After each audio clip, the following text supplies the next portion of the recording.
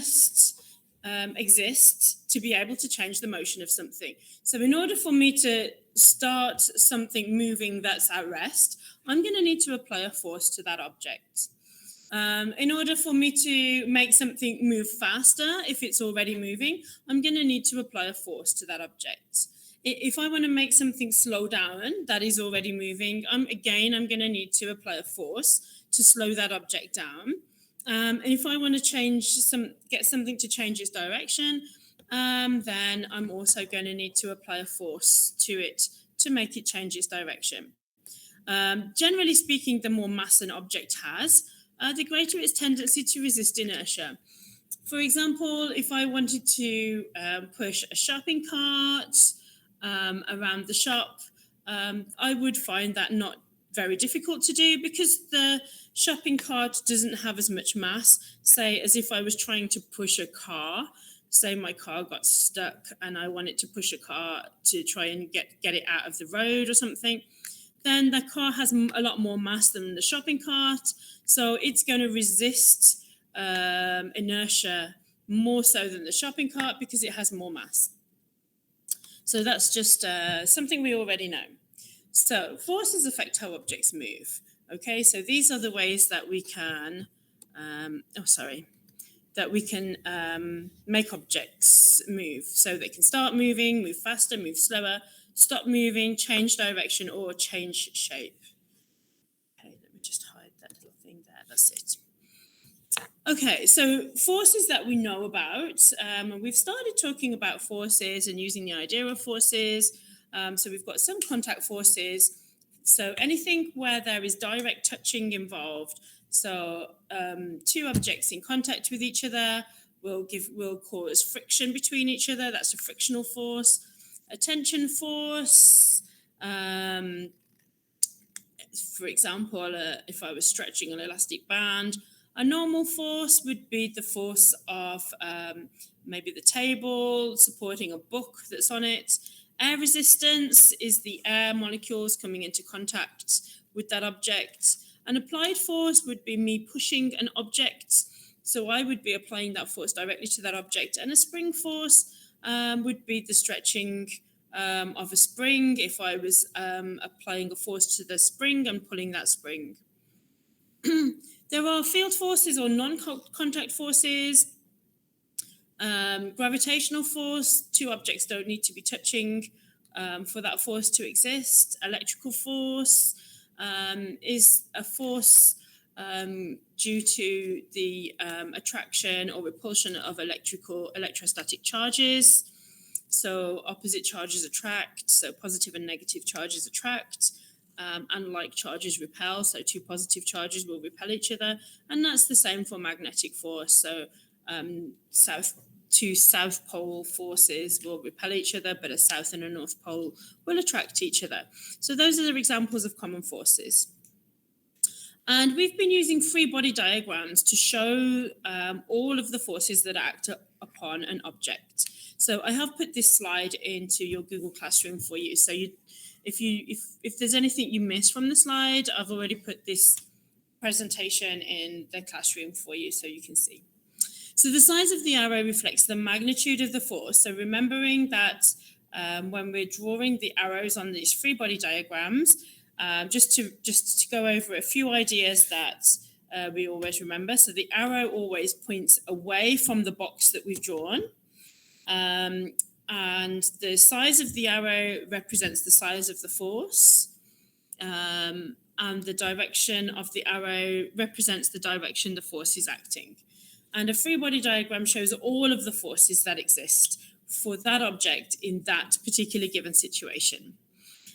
We always use a box or a dot to represent the objects. So we don't need to worry about any fancy drawing, which is great news for me. Okay, so we did define force. So the net force is mass times by acceleration. So we know that the units for force are kilograms per meters per second squared, because mass is in kilograms and acceleration is meters per second squared. And we can use the symbol N or Newton, which is equal to kilograms per meters per second squared. So it is a vector quantity because the force has a direction. And 1 kilogram mass will accelerate an object by 1 meter per second squared. So that's what 1 Newton is equal to. Right, just a couple more things about forces before we move on to some problems. Right, so the sum of all forces will give us mass times acceleration. If I double the force, then I'm going to double the acceleration. If I double the mass, then I'm going to halve the acceleration.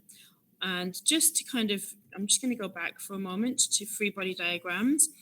Remember, acceleration is not a force in itself. It's the result of a force acting on an object. So we don't include acceleration on our free body diagram, but you can include that information next to your free body diagram, but keeping it separate from your free body diagram. Okay, so force problem number 1. What is the net force required to accelerate a 1500 kilogram race car at 3 meters per second squared? So this is the bit where I was really wanting to use my whiteboard. So if you have the file open that I've put into Classroom, so I've put this PowerPoint into Classroom for you. So if you want to open this up, I'm going to just kind of duck out of this screen so that you guys can see me again, hopefully. Where am I? Here we go. Let me. So, right. Hopefully you can see me. I don't know if you can or not. If you're having any problems seeing anything, please let me know. Right, so I'm going to do some problems on the board. Okay, this problem on the board. So the net force required to accelerate a 1500 kilogram race car at 3 meters per second.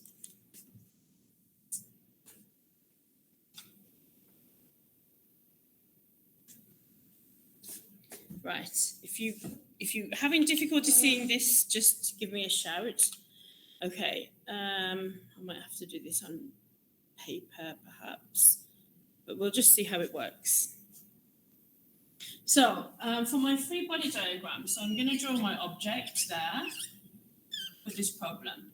So the mass of my object is 1500 kilogram. Okay, and I have a force acting upon that object in that direction.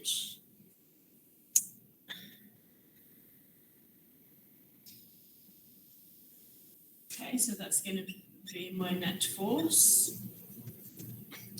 And I know that it's going to cause an acceleration of my object in that direction. My acceleration is going to be equal to 3 meters per second squared. So notice that I haven't included the acceleration in my free body diagram.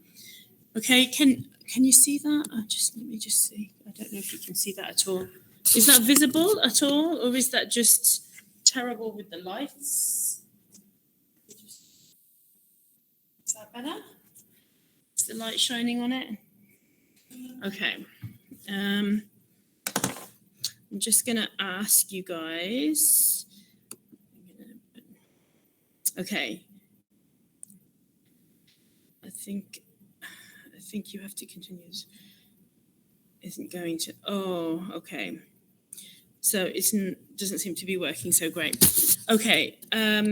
First question to everyone. Were you able to open the PowerPoint file that I put into Classroom so that you have a copy of this presentation that I'm going through just now? Yes. Has anyone got a problem with that? No. So at least you've got that information. That's really good. Okay, second question. Looking at my screen of what I can see of me, I don't think that I could see what I'm just writing up on the board very well if I were you. So is the board not visible to you guys? You can see it. Okay. Oh, what's my computer doing? Go away. I don't need to do an update now. Oh, thank you. Okay, so some people can see a little bit blurry. Okay. If it's really difficult, I will try something else. I will in fact, I might do that anyway, because it just looks really difficult. Okay.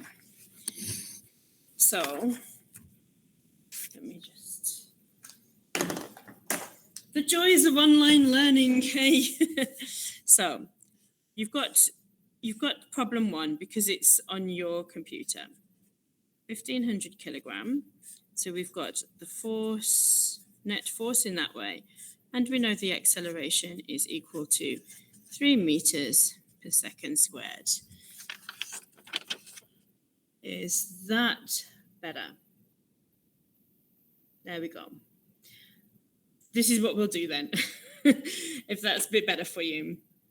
Okay, so I've drawn my free body diagram. Okay, so you might want to, these are the bits that you might want to make some notes of, is they're writing it down. Can I just ask, does it appear backwards to you? No, you can see it the right way around. That's good. It's all very hit and miss, this online learning. So I'm just going to grab a big pile of paper then and we'll go this. Right, so to solve this, I've got force equals mass times acceleration. Okay, force is mass times acceleration. So we know from the question that the mass is 1,500 kilograms, and we know the acceleration is 3 meters per second squared. There we go. So it's very simply 45. So 4, 5. So the solution to that, we just multiply those two numbers, and then we get the solution just there like that. So I've used Newton, and I want you to remember that that is the same as me writing this.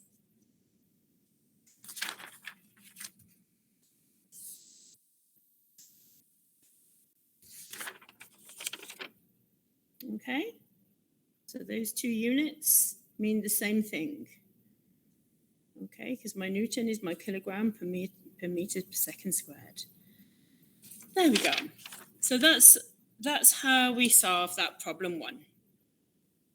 Good. So if you look onto your next problem, I've got forces problems 2. Okay, so the next problem, what is the acceleration of a 24 kilogram box that has a 50 Newton force applied to the right? Okay, so that's question 1.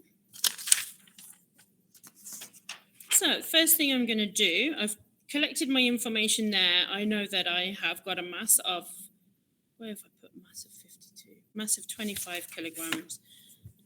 That's, I think I must have been backwards when I wrote that. Mass of 25 kilograms, pardon me, and a force of 50 newtons.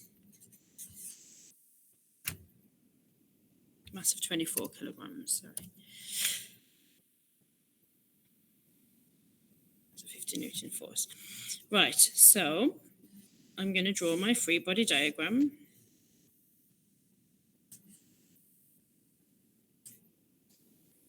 .24 kilograms. And now this time I know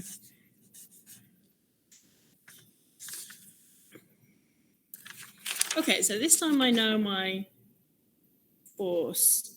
So I can put that in. I just don't know my acceleration this time. So that's my free body diagram for that. So if I use my equation of force equals ma, and then rearrange that, I get acceleration is force divided by mass, like that. Okay. So then I can just simply put my numbers in. So my force is 50 newtons, and my mass, it was 24 kilograms.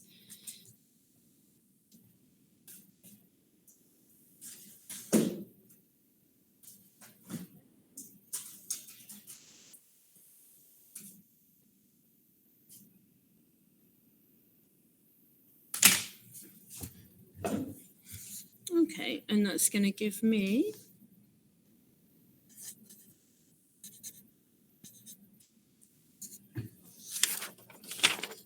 I'll work that out, and that's going to give me that result. So I've been able to calculate acceleration, and I've been able to calculate force. Okay. Right, so if we have a look at force problem number 3. Okay. So the question says, what is the mass of an object if it takes a net force of 40 newtons to accelerate at a rate of 0.88 meters per second squared? So this time my free body diagram is going to look like this.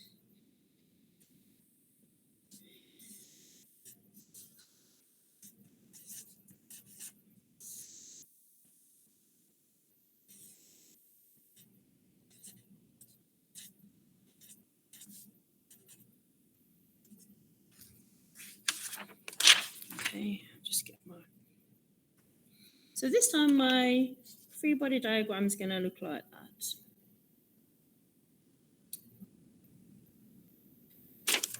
So using again my equation of force is mass times acceleration, I'm going to rearrange my equation because it's the mass this time that I need to find. So I'm going to do force divided by acceleration, like that. And then I can solve that by putting in the information that I've been given.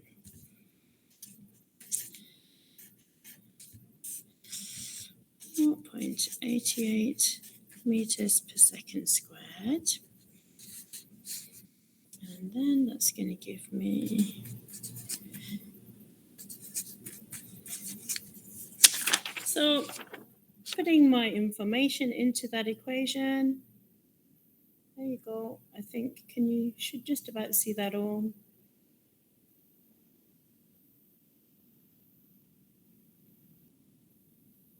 There we go.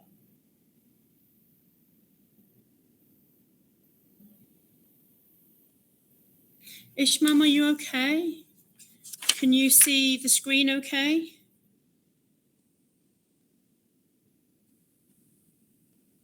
Yes, that's good. That's really good. Okay. I thought my whiteboard would work, but it's just terrible, terrible idea. Okay. So that's force problems. Okay, so force is kind of where we started at with this. Right, so then we looked at gravity. So I'm just now going to go back to the PowerPoint.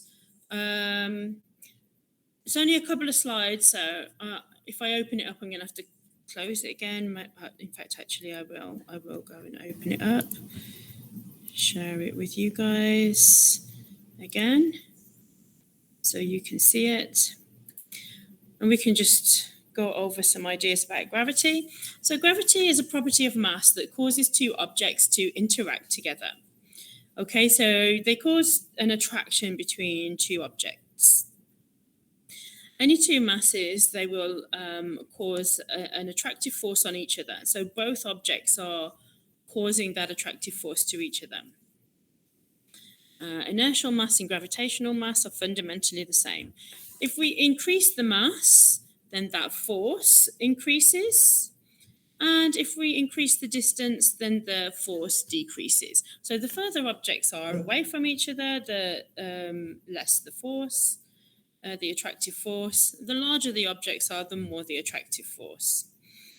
And it's kind of helpful to think about that in terms of just for visualizing it, in terms of if I had two magnets, if I have two magnets and they are very close together, they're going to cause each other to attract and stick together. But if I have my magnets much further apart, they are still influencing each other and having an attractive force over each other, but it's not going to be enough to really pull them together.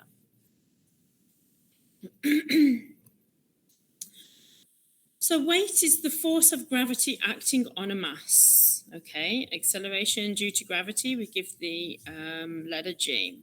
And again, measured in newtons. So you might remember when we did this in class, we found our mass in kilograms and we worked out our weight in newtons.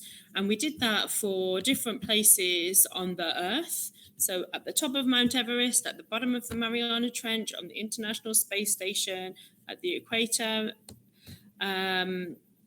And we also, I think we may have had time to find that for different planets as well. So the way it varies with the strength of the gravitational force, but the mass does not. So mass is really about matter. It's about how much matter you are made up from. So if I transported myself from here to the moon, I'm still made up basically of the same amount of atoms. That doesn't change. My amount of matter doesn't change. So my kilograms would be the same. But the force of my mass on the moon would be different because the moon has a different gravitational force than the Earth does. Okay, so here are some problems for us to solve again. So gravitational problems. So I'm going to stop sharing this slide now so that you can see what I'm doing. But you can continue to see this because it's posted. It's the slide that's in the classroom. So I'm just going to see if I can get back to... There we go. There we go. Back to you guys. Right, so find the weight of a 2.3 kilogram bowling ball on Earth. Okay. So what I'm going to do, first of all, is I'm going to draw my free body diagram.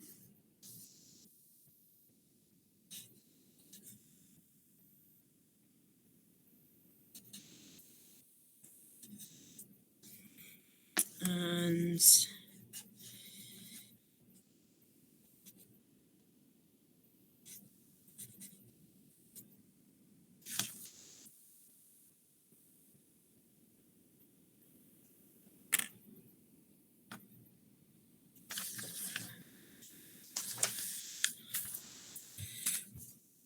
give me one moment.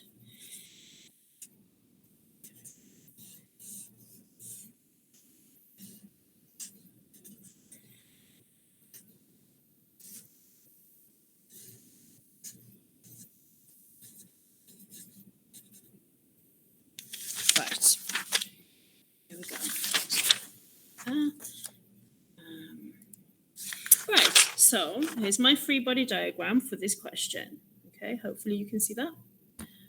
So I've got the mass of my object inside my square there that represents my bowling ball.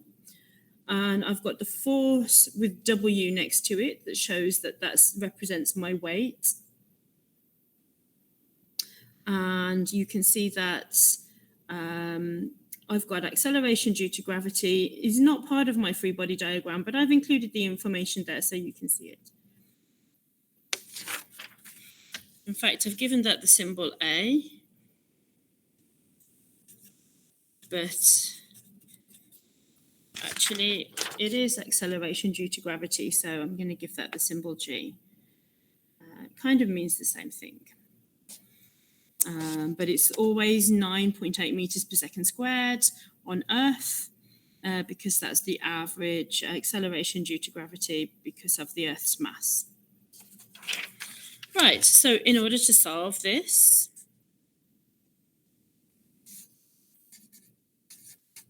I'm going to use my equation. Force of weight is mass times gravity. So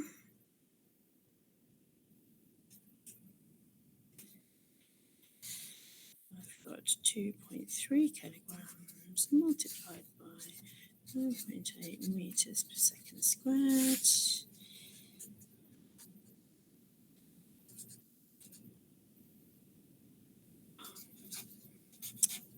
Newtons, 22.5.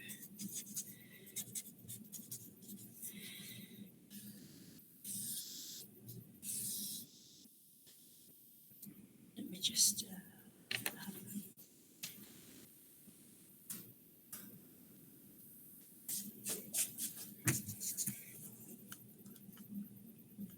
that's better. There. Okay, so there we go. There's my equation. The force of weight on that planet is mass times gravity. So we know what the mass is that's been given in the question. So that is 2.3 kilograms. And we know the force of gravity is 9.8 meters per second squared. So that gives me that answer when I multiply that out. So I'm giving that answer in newtons, but just to remind you that my newton is kilograms per meters per second squared. Okay, so same number, and we know that the units really are the same. Okay, so that's question 1. Gravitational problem number 2. Okay, oh yes, so there's a picture that's gone missed off there somehow. Okay, right, so I'm just going to reshare my window. Share.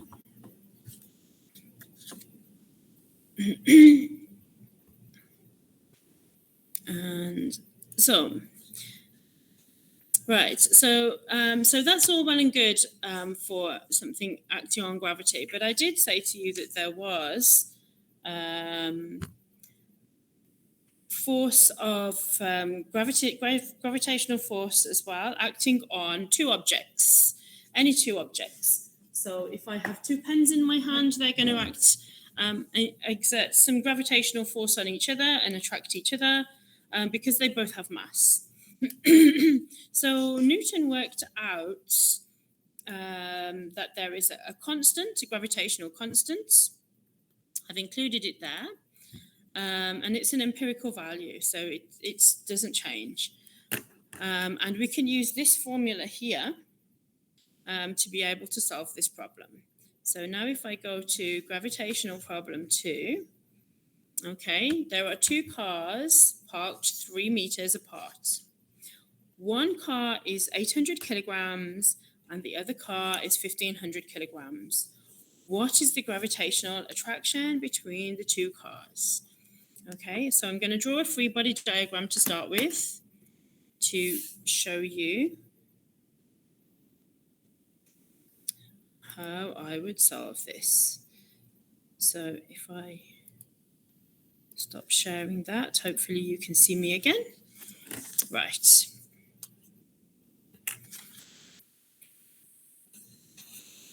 So this is what I'm going to draw to represent this problem.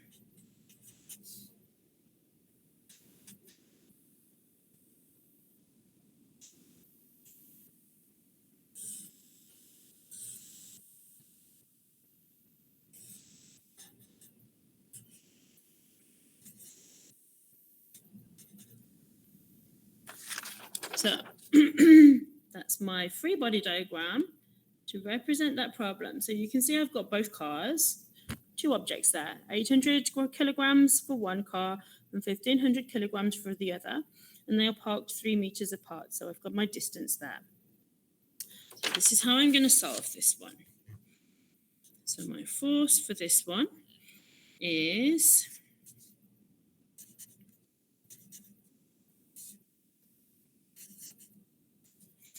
I'm going to use this formula. Okay, my force is my gravitational constant, and I'm going to multiply both masses and divide that by the distance squared. I'll just hold that there for a moment.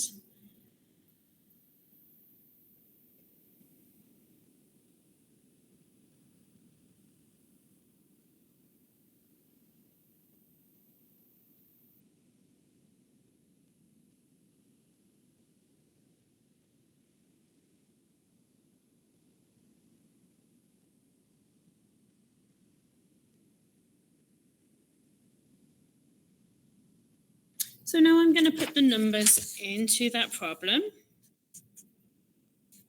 So I have G is going to be my constant that Newton worked out all those years ago.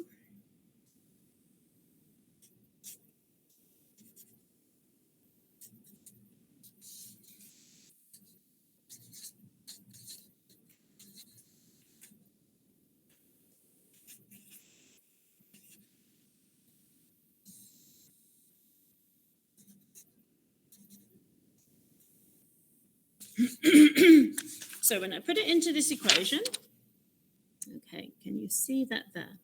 So I have my constant multiplied by the masses of both cars divided by the distance squared.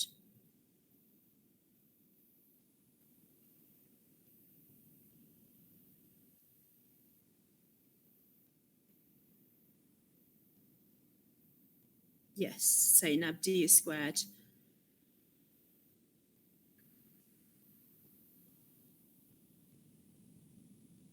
You're so welcome, Zainab. Any questions, anytime.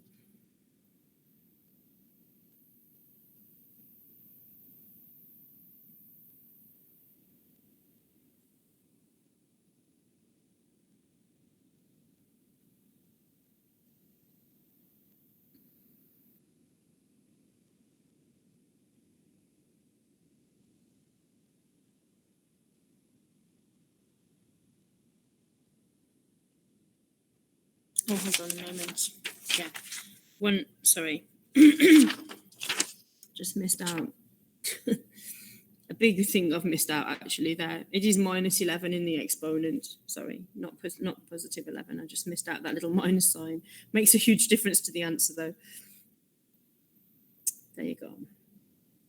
It's a very small number because, as you might imagine, the gravitational force between two objects is very small. So it's a small constant.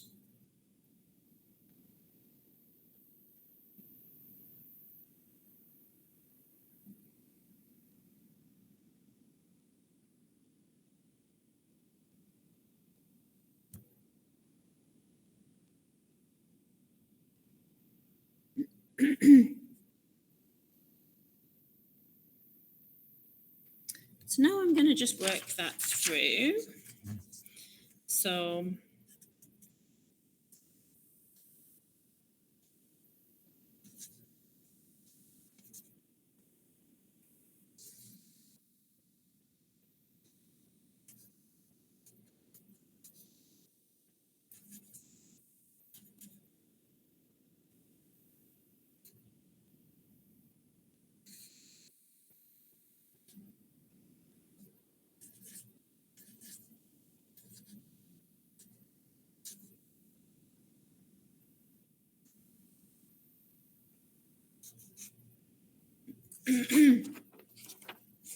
so working that through, there we go. I've put the answer there for you. So I've worked out, first of all, the the mass of the cars multiplied by each other divided by the distance squared, which gave me the 133,333. And then I multiplied that finally by the gravitational constant, which gave me that really small number. So you would just plug that into your calculator using your exponent button.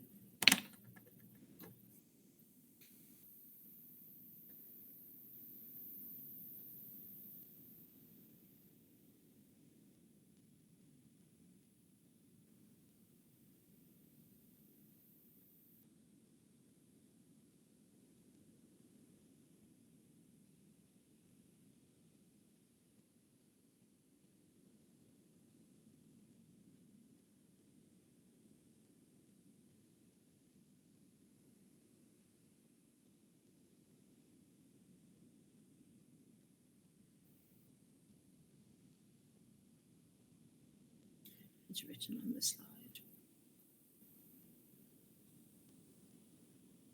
Where did you get the G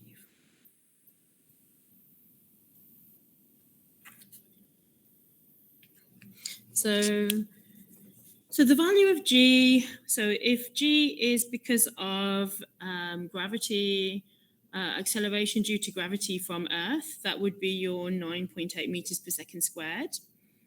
If it's gravitational attraction between two objects, then we would use this gravitational constant. So there's two values now that we have for G.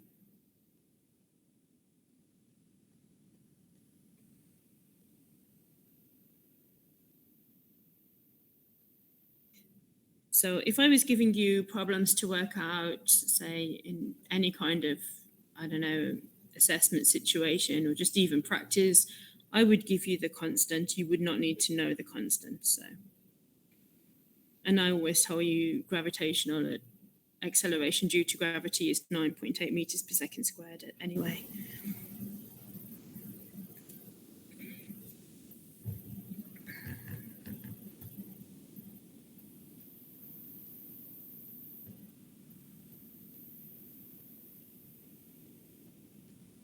Right, so why didn't you round it? Which the final answer, do you mean, Zainab? Yeah, we can round it. So it could be 8.9 multiplied by 10 to the minus 6, or just 9 times 10 to the minus 6. That's fine. So it's just so that you can see where the numbers come from. So obviously, either of those three different answers, with the rounding or without the rounding, they're both correct. So that's absolutely fine. Okay, so the model for this online learning is that we do about 30 to 40 minutes of synchronous learning. So that's kind of our 40 minutes. I think I've gone over my 40 minutes a little bit. And for the asynchronous learning, then you just have a go at some of the questions yourself. So I am going to, right, so this is what I've done. Okay, now I haven't gone all the way through the amount of work that I was expecting to do today, but that's not a problem at all, because we have to kind of find how this is going to work with the online stuff. And so I'm going to go through, you can see the next part of this slide is friction. So I will go through that next time with you. I have put some practice questions in. They're the same questions that I gave out just before Christmas. And the answers are also posted in Classroom as well. You don't have to do the whole sheet. Okay, just pick at maybe a couple of questions just to see how you get on. If you don't feel ready to attempt those, just go back through the examples that we've done today together as a class, and just make sure that you feel quite secure about what we've done in solving those problems that we've done already. I'm going to solve the friction ones with you next session. So really it's kind of quite a very gradual kind of getting back into it, really. I don't want to bombard you with work and terrorize you in that way. We're just kind of getting it together. I'd rather take it a little bit slowly and have everybody on board and everyone feel happy than just go charging on ahead and give you piles of work and go, well, that's it. So hopefully you feel a little bit less pressure because there's no exam in September for you, in January for you. And just make sure that you are able to solve the example problems we've done today. And if you feel able to, just pick out a couple of problems from the worksheets that I've posted. And then we will pick up with this whole thing and continue with this next lesson on Wednesday. I am going to stay on the meets. So if you have any questions, then you can talk to me. But if at this point, if you want to just leave and have a look at the stuff on your own, that's perfectly fine as well. Okay, so you're welcome to stay. You're welcome to go at this point. Just kind of getting back into the groove of it, really. And you're welcome. So thank you very much for joining today. It's good to see that you're all there and you all look well and happy and rested. So I'm really, it's good to see you again. And I'll see you on Wednesday if you feel happy with what we've done. Okay, thank you so much. Have a good day. Thank you. Bye. Oh, Leah, you're there. I'm going to mark you in. Thank you. Okay, thank you. Thank you. Thank you. Yes, Zainab, I can do word problems next class. Thank you so much, Josh. Thank you, Vida. Thank you, Soma. Thanks. Leo, I love the picture of your dog. Oh, it's a very cute dog. Bye, Miss. Bye. Thank you, Chloe. Thank you, Christopher. Miss, I have a question for you. Yes.